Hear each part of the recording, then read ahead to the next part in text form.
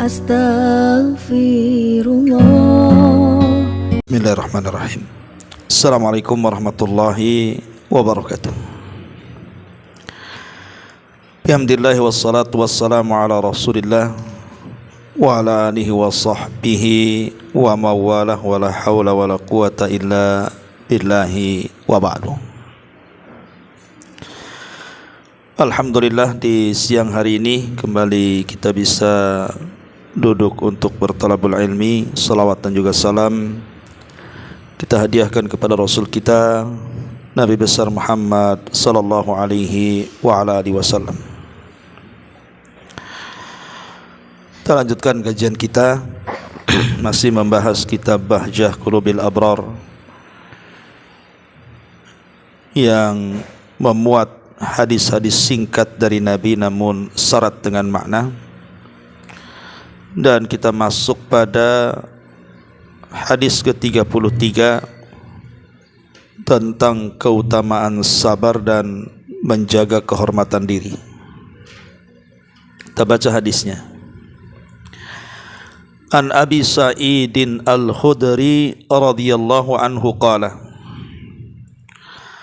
qala Rasulullah sallallahu alaihi wasallam wa man yasta'fif yu'iffahullahu wa man yastaghni yughnihillahu wa man yatasabbar yusabbirhullahu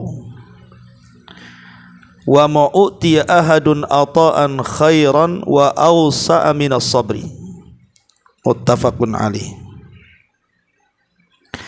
Dari Abu Sa'id Al-Khudri radhiyallahu an,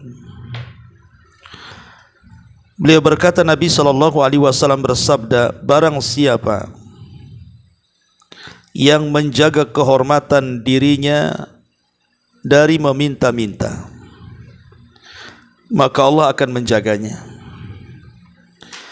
Barang siapa yang merasa cukup, Allah akan mencukupkannya. Dan barang siapa yang berusaha untuk sabar, menyabar-nyabarkan dirinya, Allah akan menjadikan dia sabar. Dan tidaklah seorang diberi sesuatu pemberian yang lebih baik dan lebih luas melebihi daripada kesabaran. Ma'asyiral muslimat yang dimuliakan Allah Azza wa Jalla, hadis ini ada asbab wurudnya. Kenapa Nabi SAW sampai mengucapkan kalimat ini? Jadi ada beberapa orang datang kepada Nabi SAW meminta sesuatu. Maka beliau langsung memberinya. Karena pantang bagi Rasul itu kalau ada orang yang meminta tidak diberi kalau memang beliau ada. Lalu setelah kemudian mereka pergi, mereka datang lagi, kemudian meminta lagi sesuatu kepada Rasul dan Rasul memberinya. Dan itu berkali-kali, sampai Nabi SAW tidak memiliki apapun yang harus diberikan karena sudah habis ludas diberikan kepada orang yang memintanya. Maka beliau kemudian bersabda sallallahu alaihi wasallam, kata Nabi sallallahu alaihi wasallam, ma yakunu indi min khairin falam addakhirahu. Kata Nabi SAW, harta apapun yang ada padaku tidak mungkin aku menyimpannya. Artinya pasti aku akan berikan kalau kalian memintanya. Dari sini Nabi SAW bersabda, wa man yasta'fif yu'iffahullahu wa man yastaghni yughnihillahu wa man yatasabbar yusabbirhullahu wa ma utiya ahadun ata'an khairan wa awsa'a minas sabri. Kata Nabi SAW, barang siapa yang menjaga kehormatan dirinya, maka Allah akan menjaganya. Barang siapa merasa cukup dan tidak meminta-minta kepada makhluk, maka Allah akan mencukupinya. dan barang siapa yang berusaha untuk sabar, Allah akan memberikan kesabaran kepadanya, dan tidak ada seorang diberikan sesuatu yang jauh lebih baik dan lebih luas melebihi dari kesabaran. Dari hadis ini, Ibu, yang dimuliakan Allah Azza wa Jalla, ada 3 sifat seorang mukmin. Dan sifat ini membentuk karakter seorang mukmin menjadi mulia, menjadi berkarakter, memiliki izzah kemuliaan, dan tidak mungkin direndahkan di hadapan Allah dan juga manusia. Apa sifat atau 3 sifat yang sangat mulia di sini? Pertama, sifatul iffah, sifat mampu menjaga kehormatan diri. Kemudian yang kedua, sifat merasa cukup dengan Allah Azza wa Jalla dan tidak berhajat kepada manusia. Kemudian yang terakhir, yang ketiga adalah sifat sabar. Baik, kita akan jelaskan satu persatu. Di sini yang pertama, kalimat dari Nabi SAW, wa man yasta'fif yu'iffahullah. Barang siapa yang menjaga kehormatan dirinya, maka Allah Subhanahu wa taala akan menjaga kehormatannya. Dijelaskan oleh para ulama, di antaranya Ali Al-Qari rahimahullahu taala, beliau mengatakan kalimat wa man yasta'fif, maksudnya man yatlubu min nafsihil iffah. Jadi orang yang berusaha betul-betul menjaga dirinya untuk senantiasa terhormat, maka Allah Subhanahu wa taala akan mengabulkan permintaannya. Maka Allah Subhanahu wa taala akan berikan derajat kehormatan. Para ulama mengatakan bahwa iffah itu ada 2 macam. Iffah itu ada 2 macam, menjaga kehormatan itu ada 2 macam. Ahaduhuma, yang pertama, al-iffatu minal maharim, dan yang kedua al-iffatu anil ma'athim. Jadi al-iffatu anil maharim dan iffatu anil ma'athim. Adapun iffah, menjaga kehormatan dari al-maharim yang diharamkan Allah Subhanahu wa taala, itu terbagi menjadi 2. Pertama, menjaga kemaluan dari yang diharamkan Allah Azza wa Jalla, dhabtul farji anil haram. Dan yang kedua, kafful lisan anil a'rad, menjaga lisan untuk tidak mencela manusia. Ini yang pertama. Jadi iffah itu ada 2. Yang pertama, iffah, menjaga kehormatan dari yang diharamkan, dan yang diharamkan itu ada 2. Menjaga kemaluan untuk tidak melakukan yang diharamkan, dan yang kedua, menjaga lisan untuk tidak mengucapkan sesuatu yang diharamkan. Adapun yang kedua, al-iffatu anil ma'athim, menjaga kehormatan dari dosa,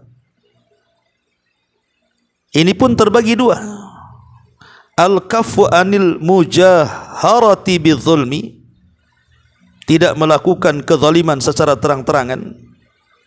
Dan yang kedua, jazrun nafsi anil israri bi khiyanatin, berusaha untuk menjaga diri di saat kesendirian, tidak berkhianat kepada Allah Azza wa Jalla. Ini disebut iffah, Bu, ya. Jadi iffah itu, saya ulangi, terbagi menjadi 2. Menjaga kehormatan dari hal-hal yang diharamkan, dan menjaga kehormatan dari perkara-perkara dosa. Adapun menjaga kehormatan dari hal-hal yang diharamkan, itu juga ada 2. Menjaga kemaluan untuk tidak melakukan perzinahan, dan menjaga lisan untuk tidak mengucapkan hal-hal yang diharamkan seperti ghibah, namimah, merendahkan, mencela, dan yang semacamnya. Dan yang kedua, iffah menjaga kehormatan dari dosa.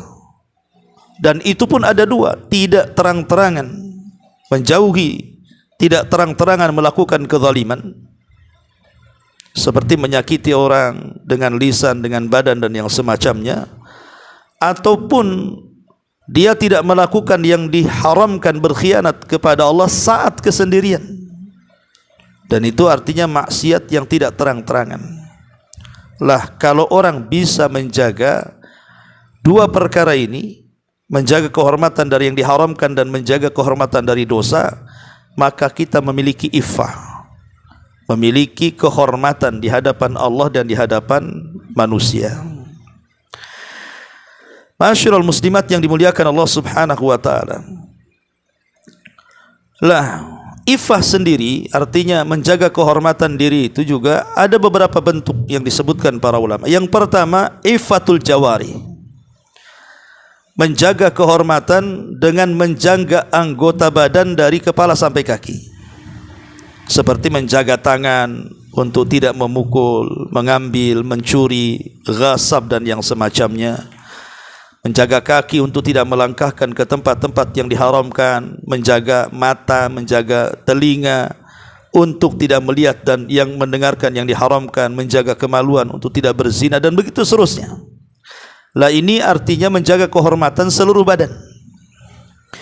Yang kedua, menjaga kehormatan ketika seseorang itu mencari kehidupan, mencari nafkah, seperti menjauhi riba, menjauhi penipuan, mengurang-urang takaran, timbangan, meteran, curang dalam berdagang, dan begitu seterusnya. Ya, jadi berusaha dia mencari yang halal dan menjauhi yang haram. Berarti ketika orang kemudian mencari yang halal dan menjauhi yang haram, berarti dia telah menjaga kehormatan dalam ma'isyahnya, dalam penghidupannya. Kemudian yang ketiga, selain daripada mencari harta yang halal tadi dengan menjauhi hal-hal yang disebutkan tadi, termasuk juga iffah itu dengan cara seseorang menjauhkan diri dari hal-hal yang sifatnya disyubhatkan di dalamnya. Perkara syubhat, kalau yang halal jelas, yang haram jelaskan gitu. Tapi ada perkara syubhat di tengah-tengahnya, maka dia berusaha untuk meninggalkan syubhat agar sampai tidak memasukkan kepada perkara haram dalam dirinya. Ini tiga perkara yang disebutkan oleh para ulama tentang bentuk-bentuk iffah. Adapun tentu orang yang menjaga kehormatan itu banyak keutamaan yang akan didapati. Yang pertama, salamatul mujtama minal fawahish wa intihakil i'rad wa intihakil a'rad. Maka masyarakat akan selamat dari perbuatan-perbuatan keji dan tersingkapnya atau terrobeknya kehormatan-kehormatan orang lain. Contoh mamanya ada satu komplek ini betul-betul menjaga kehormatan diri-diri mereka. Ya, mereka tidak menyakiti tetangganya dengan lisannya, kemudian juga tetangganya merasa aman karena kita menjaga kehormatannya, maka pasti masyarakat itu akan tenang dengan kita, karena tahu bahwa kita ini orang baik gitu ya. Kemudian yang kedua, bahwa di antara 7 orang yang akan mendapatkan naungan di hari yang tidak ada naungan kecuali naungan Allah adalah salah satunya orang yang iffah, orang yang menjaga kehormatan dari perbuatan haram dan perbuatan dosa, seperti melakukan perzinahan dan yang semacamnya. Kata Nabi SAW, sab'atun yudhilluhumullahu fi dhillihi yawma la dhilla illa dhilluh. Ada 7 kelompok yang akan mendapatkan naungan di hari yang tidak ada naungan kecuali naungan Allah. Salah satunya adalah seorang laki-laki yang dipanggil berzina untuk seorang wanita yang memiliki paras cantik, memiliki nasab dan kehormatan, kemudian dia mengatakan inni akhafullah, dia menolak perzinahan dan mengatakan saya takut kepada Allah Subhanahu wa taala. Kemudian yang ketiga, al-iffatu sababun lin najati minal ibtilaati wal masaib. Jadi Iffah ini juga sebab kita diselamatkan dari berbagai macam ibtila, musibah-musibah dan juga bencana. Sebagaimana dijelaskan di dalam hadis yang masyhur ketika ada 3 orang yang terjerembab dalam sebuah gua karena pintunya ditimpa oleh batu sehingga mereka tidak bisa keluar. Lah salah satunya mereka bertawassul dengan cara iffah. Pahala iffah, pahala menjaga kehormatan ketika dia hendak berzina dia tidak jadi. Bahkan kemudian dia melepaskan gadis itu dan memberikan sedekah. Kemudian yang keempat, i'anatullah liman aradal afaf. Allah Subhanahu wa taala akan menolong kalau orang itu punya keinginan untuk menjaga kehormatan. Baik kehormatan kemaluannya tidak berzina, baik kehormatan lisannya tidak menggibah, baik kehormatan badannya tidak melakukan kezaliman kepada orang lain, ataupun dia tidak melakukan dosa saat sendirian, maka Allah akan tolong kehidupannya. Dan itu berdasarkan hadis Nabi, salasatun haqqun 'alallahi aunuhum. 3 kelompok kewajiban bagi Allah untuk menolong mereka. Salah satunya kata Rasul, wan naqih alladhi yuridul afaf. Orang yang menikah dan menghendaki dengan pernikahannya itu menjaga kehormatan dia dari perzinahan. Kemudian yang kelima, salamatul mar'i min wuqu'i fil muharramat. Orang yang menjaga kehormatan itu akan selamat dirinya untuk terjerumus kepada hal-hal yang diharamkan Allah Azza wa Jalla. Termasuk yang keenam, siyanatul muru'ah, akhlaknya pun akan terjaga. Akhlak dia itu akan terjaga. Dan juga dia dan masyarakat akan terjaga dari berbagai macam penyakit dari orang yang tidak pernah menjaga dirinya. Karena orang yang tidak pernah menjaga dirinya seperti orang yang terjerumus kepada perzinahan itu mendatangkan banyak penyakit. Sebagaimana hadis Nabi SAW, man lam tadharil fahishatu fi qaumin qad illa fasha fihimut ta'un wal auja allati lam takun madat fi aslafihimul ladzina madaw. Ketika perzinahan menyebar di mana-mana dan terang-terangan, kecuali akan ditimpakan kepada mereka taun dan penyakit-penyakit yang belum ada sebelumnya. Tapi orang yang menjaga kehormatan tidak mungkin menimbulkan penyakit. Artinya selamat masyarakat dari berbagai macam musibah dan penyakit. Ma'asyiral muslimat yang dimuliakan Allah Subhanahu wa taala. Adapun perkara-perkara yang bisa menjadikan kita ini mudah untuk menjaga kehormatan kita, apa saja yang bisa menolong kita supaya kita memiliki sifat iffah ini? Yang pertama, takwa Allah. Tentu bertakwa kepada Allah. Orang yang bertakwa pasti akan berusaha menjaga kehormatannya. Kemudian yang kedua, berdoa kepada Allah agar dijauhkan dari sifat-sifat buruk, akhlak-akhlak buruk. Kemudian yang ketiga, lingkungan yang baik. Lingkungan yang baik itu akan menumbuhkan seseorang menjaga kehormatannya. Seperti dalam keluarga, kalau orang tuanya baik, pasti anak-anaknya juga baik. Dan dia akan tumbuh seperti itu, akan baik. Ya. Termasuk juga yang keempat, kalau belum menikah, kalau ingin terjaga kehormatannya, segera menikah. Baik dia gadis ataupun janda atau duda. Kemudian juga yang kelima, hindari khalwah, berdua-duaan dengan yang bukan mahram, karena pasti yang ketiganya adalah syaitan. Kemudian juga jangan mengumbar pandangan, tetapi hendaklah kita ghaddul basar, menundukkan pandangan supaya lebih menjaga kehormatan. Termasuk juga seseorang memisahkan anak-anak yang sudah dewasa seperti anak perempuan dan anak laki-laki, dipisahkan kamar, dipisahkan ranjangnya kalau sudah mulai besar, supaya terjaga kehormatannya. Nah, ini diantara faedah daripada iffah itu sendiri. Ma'asyiral muslimat yang dimuliakan Allah Subhanahu wa taala. Adapun kisah-kisah yang menarik soal iffah ini,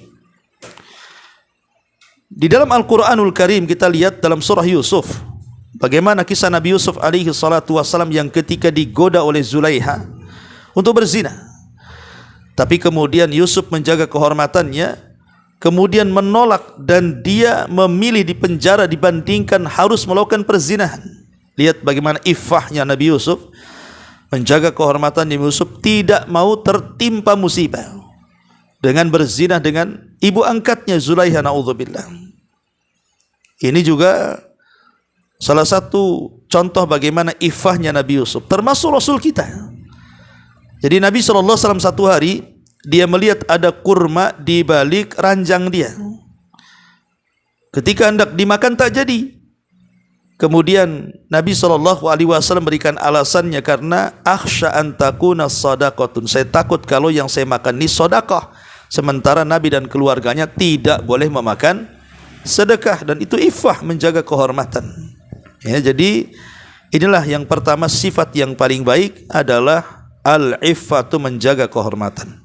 Kemudian yang kedua, di sini Nabi SAW mengatakan, wa man yastaghni yughnihillahu, barang siapa yang merasa cukup, maksudnya cukuplah bagi dia Allah Subhanahu wa taala, maka Allah Subhanahu wa taala betul-betul akan mencukupkan kehidupannya. Yang kedua ini dijelaskan oleh Imam Al-Qurtubi rahimahullahu taala. Kalimat wa man yastaghni, barang siapa yang merasa cukup, maksudnya ai wa man yastaghni billahi amman siwa. Jadi dia betul-betul hanya mencukupkan Allah saja, dan dia tidak mau meminta kepada yang lainnya. Yughnihi artinya yu'tihi, Allah akan memberikan ma yastaghnihi bihi anisual. Ketika dia tidak meminta-minta, maka justru Allah akan memberikan kekayaan kepada hatinya, dan kaya hati itu lebih kaya dibandingkan kaya harta.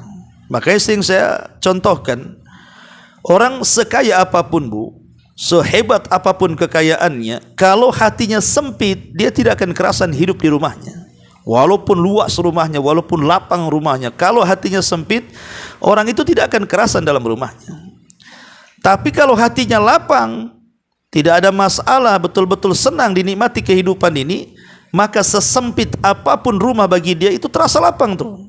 Ya, karena Rasul mengatakan hakikat kekayaan itu bukan dalam badan, tapi hakikat kekayaan itu ada di dalam hati manusia. Makanya orang yang merasa cukup dari Allah, Allah akan cukupkan kehidupannya, Allah akan berikan kekayaan dalam hatinya. Ma'asyiral muslimat yang dimuliakan Allah Subhanahu wa taala, kalimat ini wa man yastaghni yughnihillah, di sini ada isyarat tentang tercelanya mengemis atau meminta-minta. Karena Nabi SAW sangat melarang.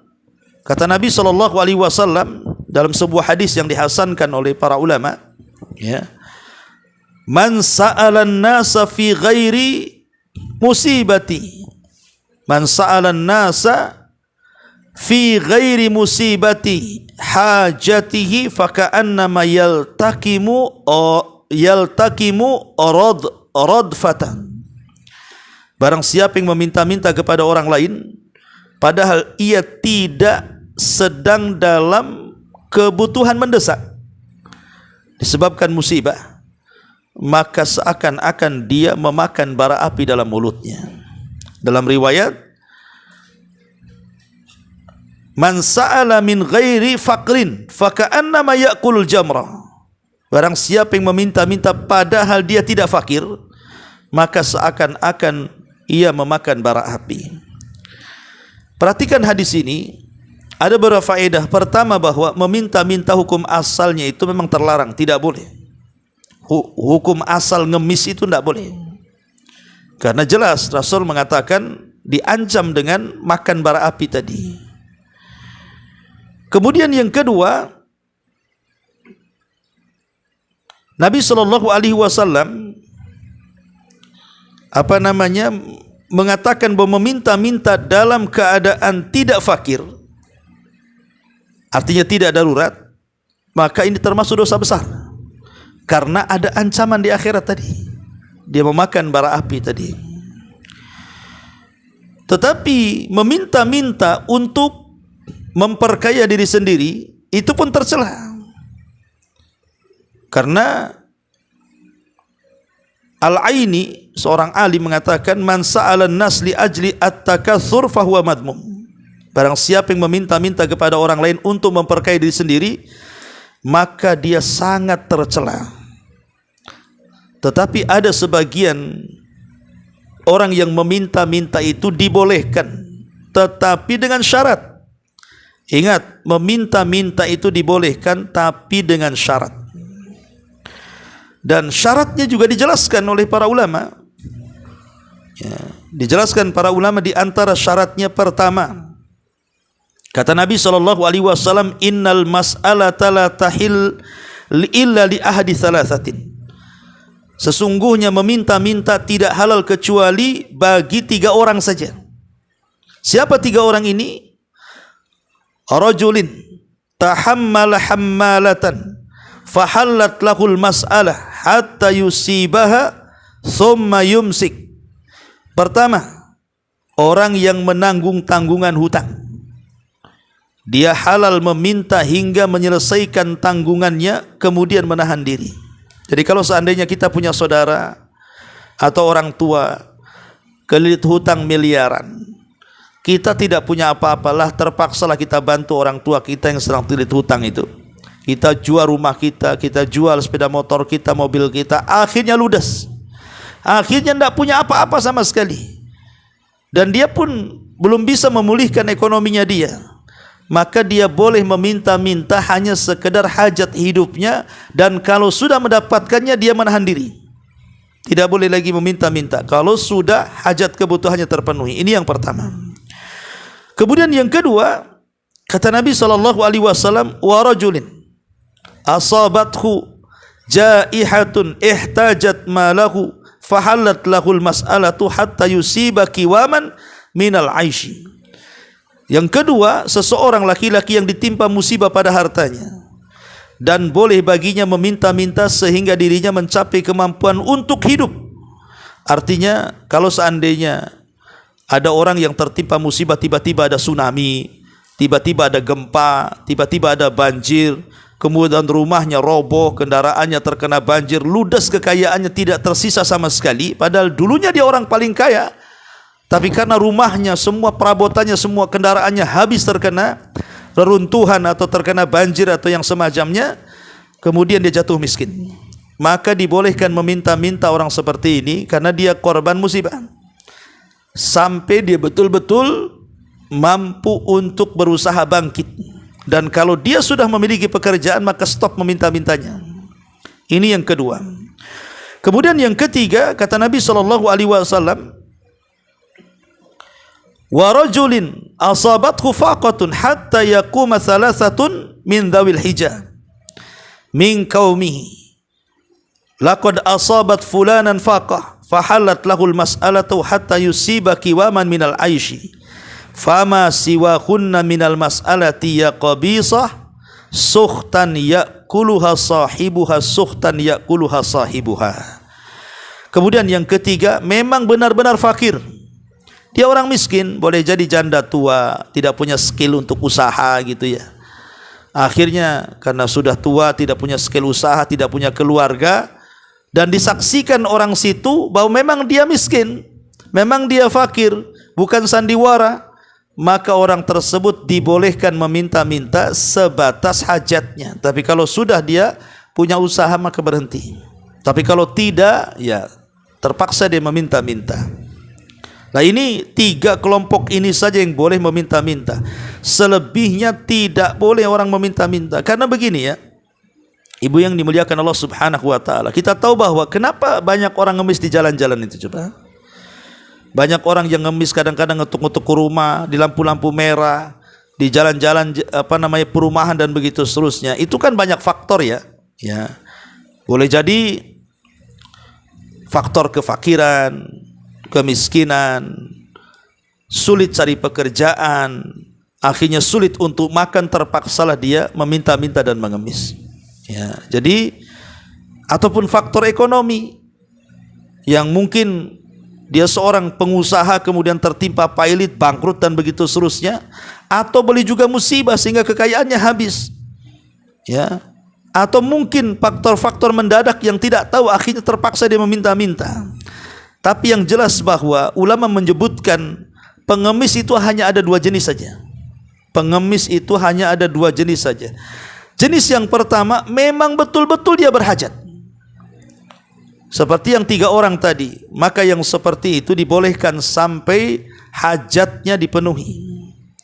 Tapi yang kedua, ada pengemis itu yang disebut dengan pengemis gadungan.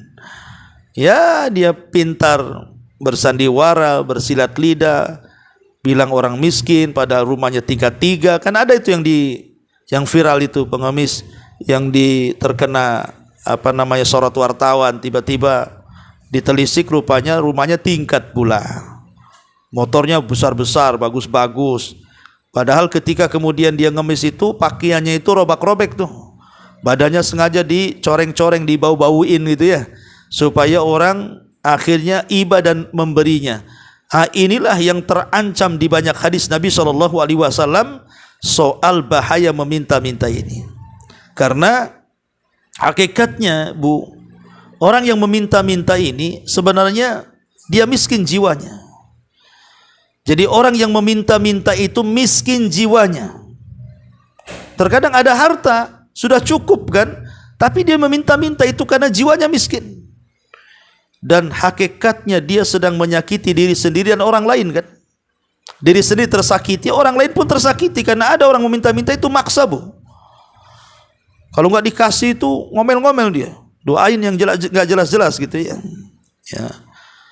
Dan ingat bahwa hasil orang yang meminta-minta itu haram. Kata Nabi SAW tadi, selain yang 3 itu, wahai Qabisah ini periwayat hadis ini, maka harta yang dimakan adalah harta yang haram. Harta yang dimakan adalah harta yang haram. Artinya sementara harta haram itu kata Rasul, setiap daging yang dihasilkan dari benda yang diharamkan maka neraka tempatnya kan begitu. Maka sama saja sebenarnya orang yang meminta-minta itu sedang memasukkan dirinya ke dalam api neraka. Dan orang yang meminta-minta itu selamanya tidak akan pernah kaya, sampai kiamat tidak akan pernah kaya. Karena dia akan merasa kurang terus orang minta-minta ini. Apalagi sudah keenakan kan itu ya. Daripada kerja bangunan, bakbuk capek badan, bagus minta-minta aja, sebentar aja dapat duit. Akhirnya kemudian orang seperti ini akan terus merasa miskin, tidak pernah puas dengan pemberian dari Allah Subhanahu wa taala. Padahal kalau seandainya orang itu betul-betul merasa cukup dengan pemberian Allah sedikit ataupun banyak, perhatikan firman Allah Subhanahu wa taala di dalam surah Al-Baqarah ayat 273 tuh. Lil fuqara'il ladzina uhsiru fi sabilillah la yastati'una dharban fil ardi yahsabuhumul jahilu aghniya minat ta'affuf ta'rifuhum bisimahum la yas'aluna an-nasa ilhafa wa ma tunfiqu min khairin fa innallaha bihi alim.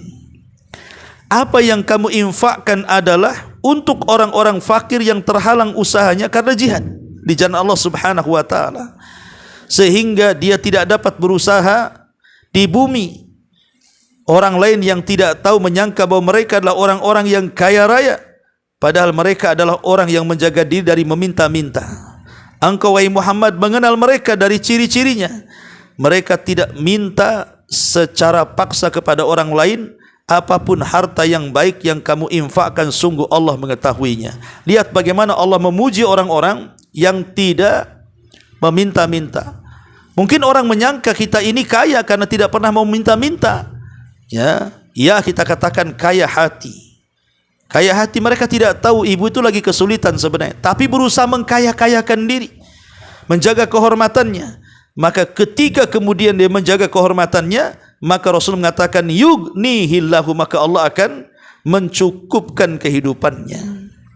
Karena kalau kita lihat para nabi, mereka mencari nafkah itu dengan keringat mereka. Nabi Daud mengambil kayu bakar, kemudian menjualnya, termasuk juga membuat baju besi, kemudian menjualnya. Nabi sendiri sebagai penggembala kambing. Ya, Nabi Ibrahim seorang tujar, seorang pedagang, dan hampir semua para nabi itu mereka berkeringat untuk mencari nafkah. Ya, makanya kenapa Nabi SAW memuji orang-orang yang menjaga kehormatan.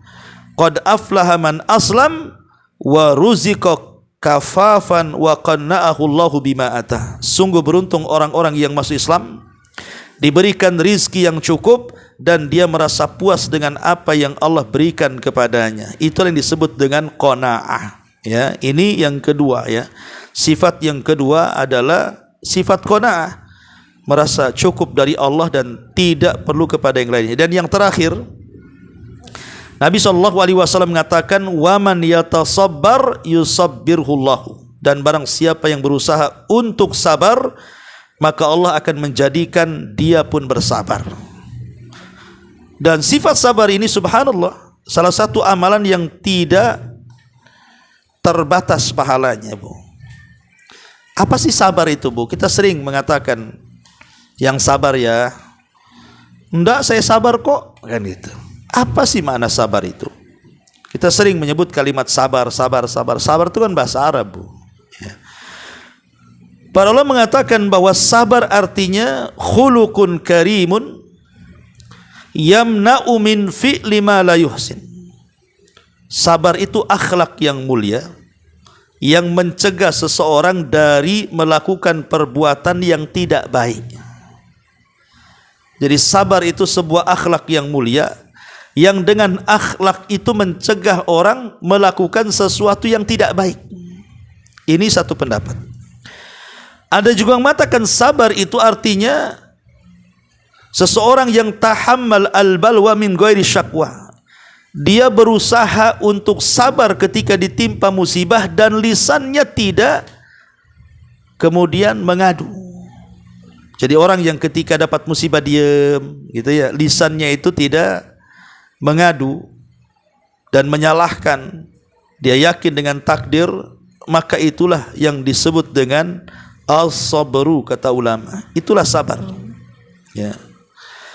Ada juga yang mengatakan bahwa sabar itu artinya habsun nafsi anit tasakhuti bil maqdur.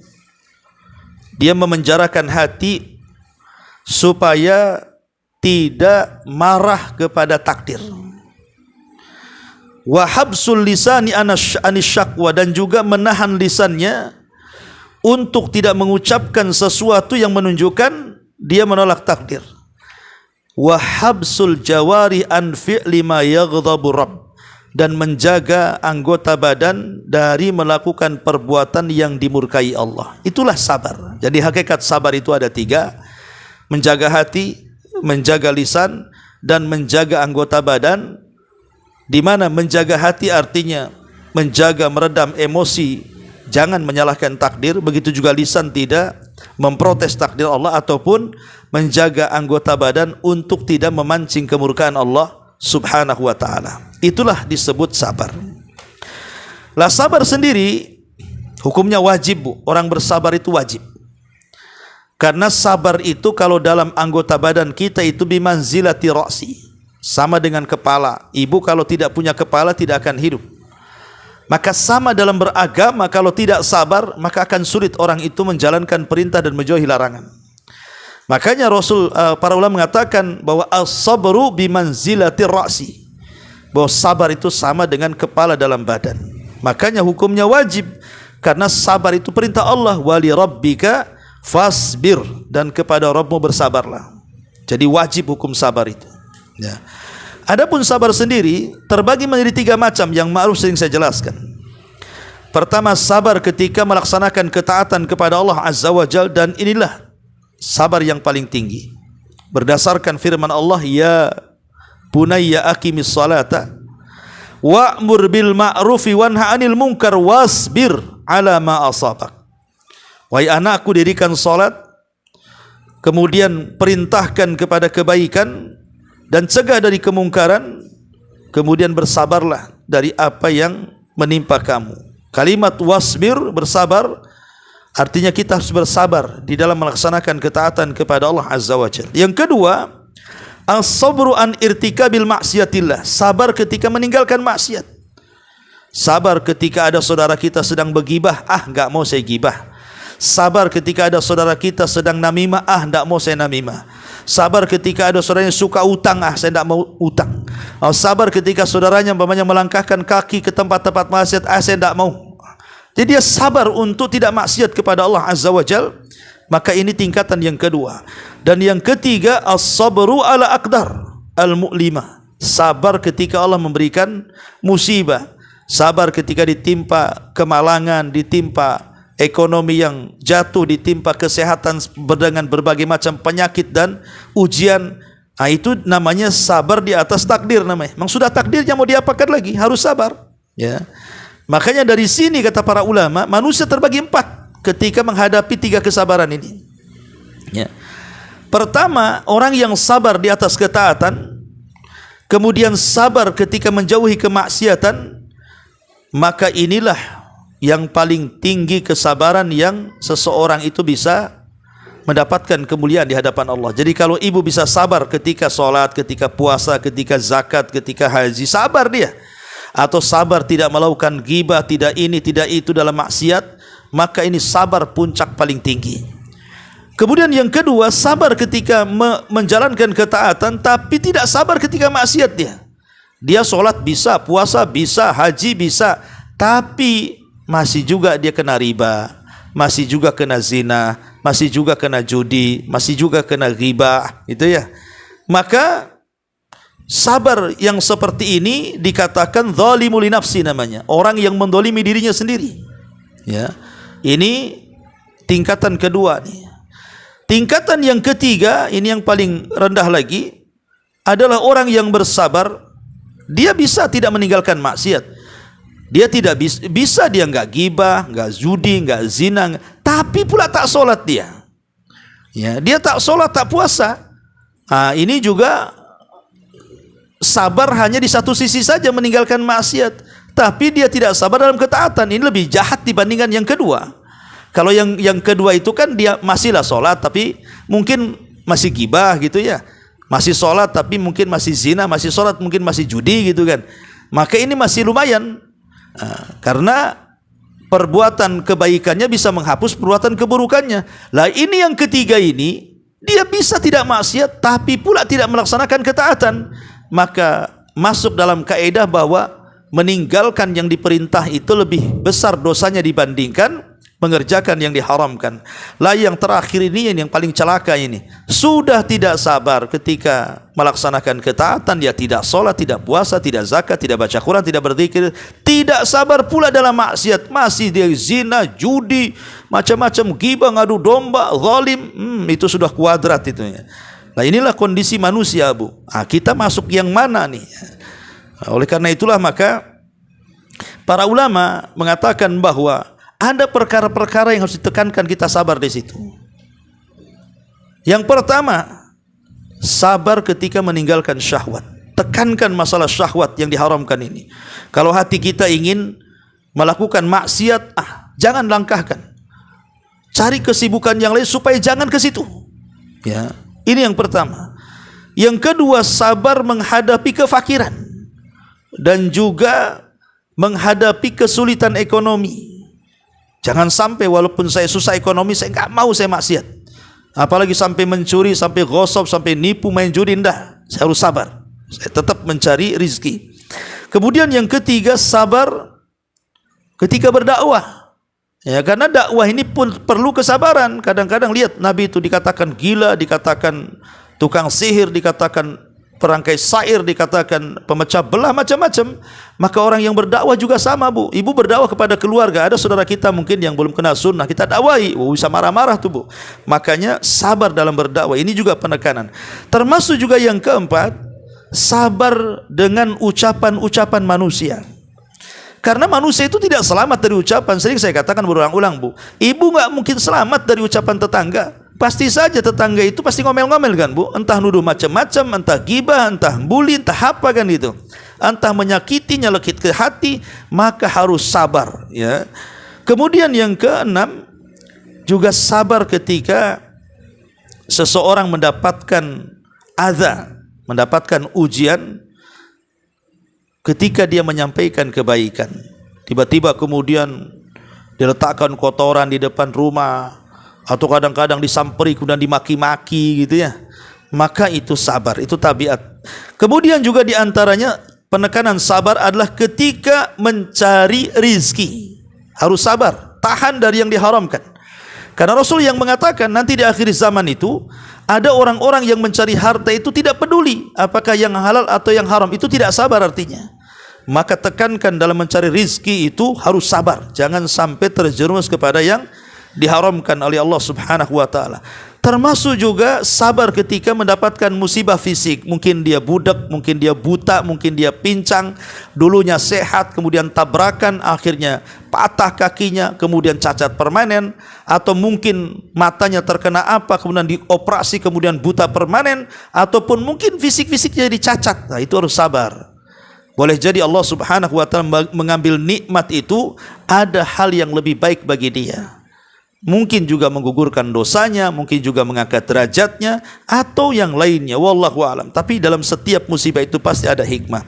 Termasuk juga sabar ketika bergaul dengan manusia. Namanya ibu bergaul dengan manusia kayak gini pengajian kan, namanya kepala satu dengan kepala lain itu kan berbeda cara pandangnya, Bu, ya kan? Kalau ibu rapat, pasti yang satu mengatakan A, yang satu mengatakan B. Kadang yang ada yang ngeseli, kadang juga ada yang jengkeli, kadang-kadang ada yang nyenengin. Namanya manusia, kalau sudah kumpul itu pasti ada hal-hal yang seperti itu. Maka kita harus sabar, karena kalau seseorang bersendirian tanpa musibah, tanpa ujian, dengan orang beramai-ramai dengan berbagai macam ujian, masih lebih baik orang beramai-ramai, karena disitulah letak pahalanya, Bu, ya. Kemudian juga sabar ketika menghadapi akhlak pasangan. Mungkin istri akhlaknya jelek, ya suami sabar. Atau mungkin sebaliknya, istri mendapatkan suami buruk pula akhlaknya, ya bersabar. Jadi ini juga penekanan sabar ketika dalam akhlak pasangan, atau mungkin melihat akhlak orang tuanya, akhlak anaknya, akhlak tetangganya, dan akhlak-akhlak yang lainnya. Maka ini juga ditekankan untuk bersabar. Termasuk juga sabar ketika mentarbiyah anak-anak, Bu. Ya, karena anak-anak ini juga titipan dari Allah. Kita harus sabar mendidik mereka. Kemudian juga di antara hal-hal yang ditekankan untuk sabar adalah sabar ketika dalam kondisi sakit. Ini juga dalam kondisi sakit itu setan lebih dekat. Banyak orang yang tidak sabar, apalagi sakitnya parah gitu ya, sehingga berangan-angan ingin mati daripada hidup karena melihat orang yang menjaganya sudah lelah letih. Kasihan kita dengan mereka. Maka ini juga harus sabar. Yang terakhir, sabar ketika ada kematian. Mungkin anak kita meninggal, orang tua meninggal, pasangan kita meninggal, maka kita harus sabar. Inilah perkara-perkara kita dianjurkan untuk ekstra sabar, ya.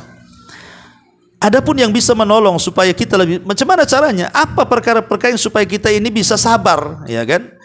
Yang pertama, tafakur tentang besarnya keutamaan sabar, bahwa orang yang bersabar itu pahalanya tanpa batas. Ingat itu, orang yang bersabar pahalanya tanpa batas. Kemudian juga berfikirlah tentang bagaimana azab Allah pada hari kiamat itu sangat dahsyat. Azab Allah pada hari kiamat sangat dahsyat, dan Allah akan menyelamatkan dari azab itu bagi orang-orang yang bersabar.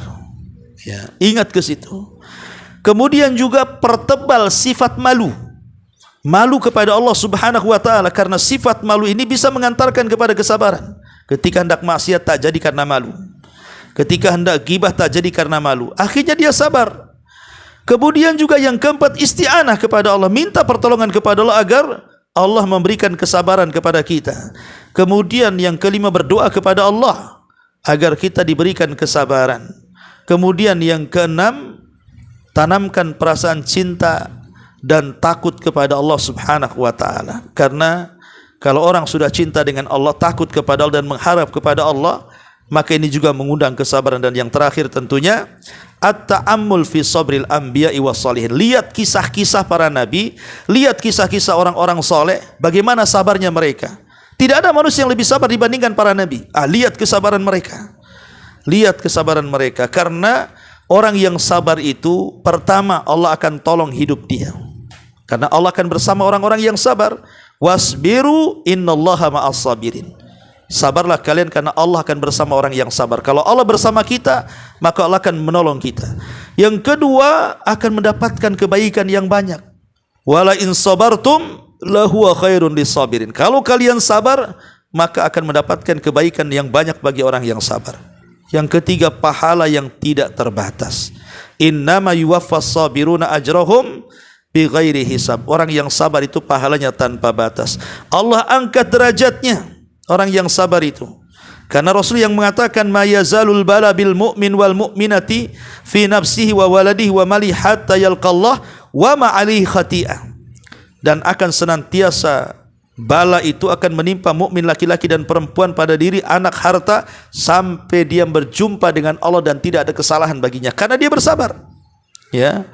Dan dia akan mendapatkan salawat dari Allah, akan mendapatkan kecintaan dari Allah, akan mendapatkan surga Aden yang akan masuk di dalamnya, sebagaimana Allah mengatakan inni jazaitumul yauma bima sabartum annahum humul faizun. Dan sesungguhnya aku akan membalas kalian pada hari ini karena kesabaran kalian di dunia dengan surga Aden, dan itulah keberuntungan yang sangat-sangat besar. Dan banyak lagi keutamaan-keutamaan orang yang bersabar. Wallahu a'lam. Nah, di sini juga pengarang menjelaskan tentang 3 sifat ini, dan juga beliau menukilkan doa Nabi, Allahumma inni as'aluka al-huda wat tuqa wal afafa wal ghina. Ya Allah, sesungguhnya aku memohon kepadamu petunjuk, ketakwaan, kehormatan dan juga kecukupan. Wallahu alam. Lebihnya ibu bisa baca sendiri syarahnya. Taib, sampai di sini.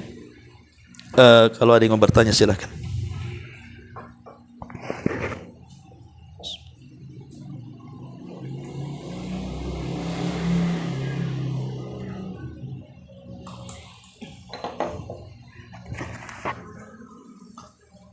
Waalaikumsalam warahmatullahi wabarakatuh. Ada satu keluarga itu ayahnya bekerja di Malaysia. Aku tadi menulis surat istri untuk sekolah anak, untuk sekolah anak. Jadi menulis surat istri.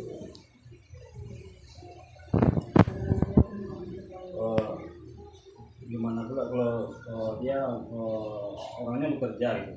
Intinya dia tidak miskin tapi mengurus surat miskin di sekolahnya. Iya Bu, jadi gini Bu ya, definisi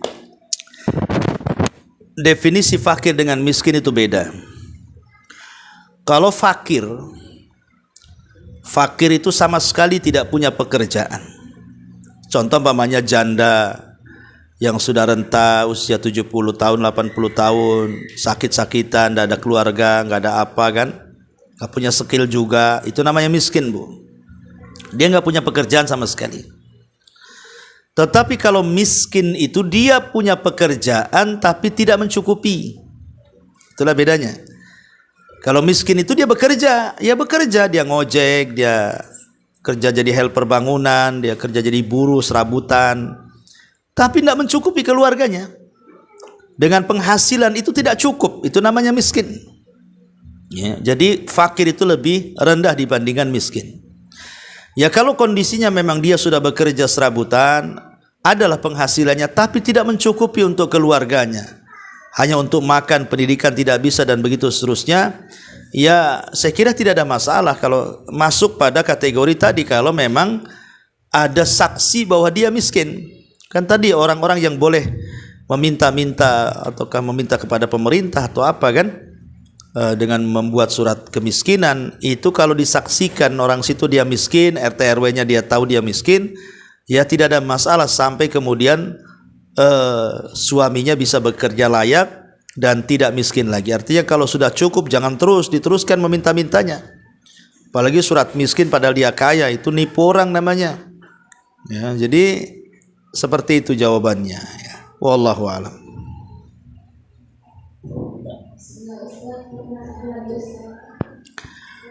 Sebuah ayat yang pernah saya dengar yang berbunyi Assalamualaikum warahmatullahi wabarakatuh. Artinya selamat atas kalian kalian.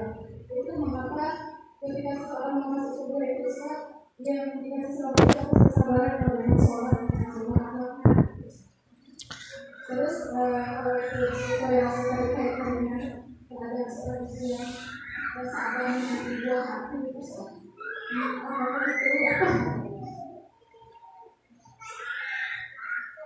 Bisa mendapatkan mutasi seperti itu, Ustaz? Iya.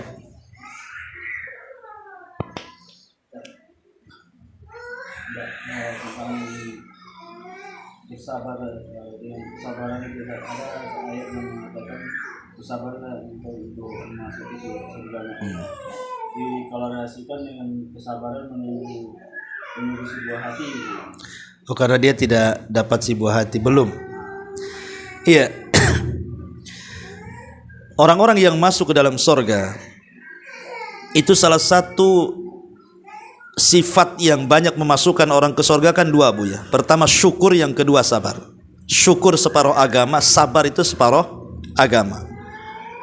Makanya kenapa kemudian orang-orang yang masuk surga itu akan disambut para malaikat, salamun alaikum bima sabartum fa ni'ma uqbaddar.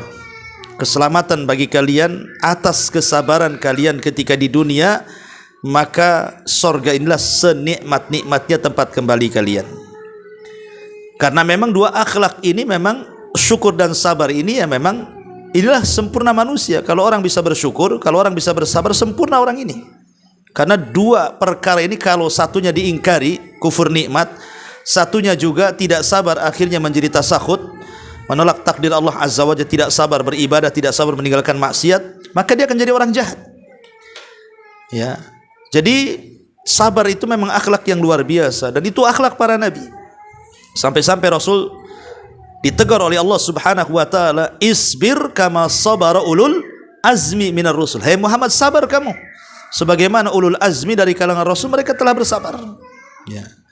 Adapun kemudian pertanyaan yang kedua tentang masalah orang yang diuji oleh Allah Subhanahu wa taala tidak memiliki keturunan. Ya. Bahwa Allah bersumpah dalam Al-Qur'an tentang masalah orang yang tidak memiliki keturunan. Bukan berarti kalau orang yang memiliki keturunan lebih mulia dan yang tidak memiliki keturunan tidak mulia. Atau bukan berarti kemudian orang yang memiliki keturunan punya generasi yang kelak akan meneruskan, mendoakan dan mentransfer pahala setelah kematiannya, yang tidak punya keturunan tidak. Enggak begitu. Ya, kalau memang Allah Subhanahu wa taala takdirkan dia belum mampu atau belum bisa diberikan keturunan, boleh jadi ada hal yang baik bagi dia yang kita tidak tahu maksud apa, hikmah di balik itu. Kan Allah yang mengatakan wa asa an takrahu syai'an wa huwa khairul lakum. Boleh jadi apa yang kita pandang itu sebuah keburukan, itu pula baik bagi Allah. Ya, baik bagi Allah. Karena ada orang-orang yang ketika dia tidak punya keturunan, mengharap keturunan, akhirnya diberikan keturunan, rupanya setelah diberikan keturunan anaknya nakal sanakal-nakalnya, sehingga orang tuanya mengatakan, nah kalau tahu kau kayak gini udah aku bunuh kau sejak bayi, sudah kecekik lah kau sejak bayi biar enggak hidup kembali kan. Jadi boleh jadi mungkin ada hikmah di situ, ya, atau hikmah yang lain yang kita tidak tahu. Ya, kenapa Allah belum juga memberikan momongan dan keturunan? Karena para nabi juga banyak yang diuji dengan seperti ini. Nabi Ibrahim itu sudah tua banget itu ya, baru diberikan keturunan. Nabi Zakaria sudah tua banget juga baru diberikan keturunan. Dengan terus berdoa dan berdoa gitu ya. Tapi doanya kan dia meminta keturunan yang soleh dan soleha. Maka kalau seandainya Allah takdirkan ada orang yang sudah 14, 20 tahun atau 30 tahun belum diberikan keturunan, maka bersabar kepada Allah Azza wa Jalla. Ya, boleh jadi kemudian ada hikmah yang kita tidak tahu. Betapa banyak ke orang yang diberikan keturunan setelah lama menikah. Saya itu punya ustadz dulu, hampir 14 tahun, hampir 15 tahun dia menikah. Tidak punya keturunan, sudah ke sana kemari, dokter sana, dokter sini, sinse sana, sinse sini, obat ini, herbal itu, macam-macam. Tetapi kemudian Allah takdirkan di usia 14 tahun pernikahannya punya anak. Sekali punya anak, tiap tahun dia punya anak. Brojol terus. Subhanallah kan itu. Ya memang kuasa Allah gitu ya. Kalau kita terus meminta, ada juga kisah Israiliyat, Bu. Ya memang kita tidak berpegang dengan kisah Israiliyat. Tapi kisah Israiliyat kan bisa diambil hikmahnya selama tidak bertentangan dengan Quran kan. Jangan dustakan dan jangan benarkan secara mutlak. Jadi dahulu di zaman Nabi Musa ada seorang perempuan datang kepada Nabi Musa. Dia mengatakan, wahai Musa, berdoalah kepada Allah agar aku punya keturunan, kata ibu ini. Akhirnya Musa kan kalimur Rahman, Nabi yang suka berdialog dengan Allah. Datanglah kemudian Musa kepada Allah dan mengatakan, ya Rabb, ada seorang wanita meminta doa kepadaku agar dia diberikan keturunan, maka berilah keturunan ya Rabb. Maka Allah mengatakan, ya Musa, aku tidak bisa memberikan keturunan karena dia sudah dicatat di Lauhil Mahfuz tidak punya keturunan. Akhirnya Musa pun ngomong sama perempuan itu, saya sudah berdoa kepada Allah, Allah takdirkan engkau tidak akan punya keturunan, dan itu yang dicatat seperti itu. Tapi wanita ini bolak-balik datang kepada Nabi Musa, tetap jawabannya sama. Akhirnya Nabi Musa pun lama tak jumpa dengan wanita itu. Lama, hampir setahun lebih dia enggak jumpa. Ketika berjumpa kaget, wanita itu sedang gendong bayi. Jadi Nabi Musa mengatakan, itu anak siapa bu? Anak saya lah katanya. Jadi Nabi Musa bertanya-tanya, kenapa Allah memberikan dia anak? Padahal ketika dia meminta kepada Allah supaya orang itu diberikan anak, Allah mengatakan tidak akan punya anak karena sudah dicatat katanya. Akhirnya Musa coba berdialog lagi dengan Allah, ya Rabb, bukankah kau yang mengatakan dulu wanita itu tidak akan punya anak karena sudah dicatat? Apa kata Allah? Ya Musa, bagaimana aku tidak sayang dengan wanita itu, sementara wanita itu terus berdoa dan terus meminta, sehingga rahmatku lebih luas dibandingkan kemurkaanku. Maka aku anugerahkan dia anak. Dari sini kita tahu bahwa terkadang doa itu bisa mengetuk pintu langit. Maka banyak-banyak berdoa saja, mudah-mudahan dengan doa ini, dan tentu juga dengan usaha dokter, usaha herbal, usaha apa kan gitu. Mudah-mudahan dengan doa dan usaha lambat laun insyaallah Allah akan berikan keturunan. Wallahu a'lam. Ya. Saya kira cukup. Ya. Subhanakallahumma bihamdika asyhadu an la ilaha illa anta astaghfiruka wa atubu ilaik. Allahu ta'ala alam. Assalamualaikum warahmatullahi wabarakatuh.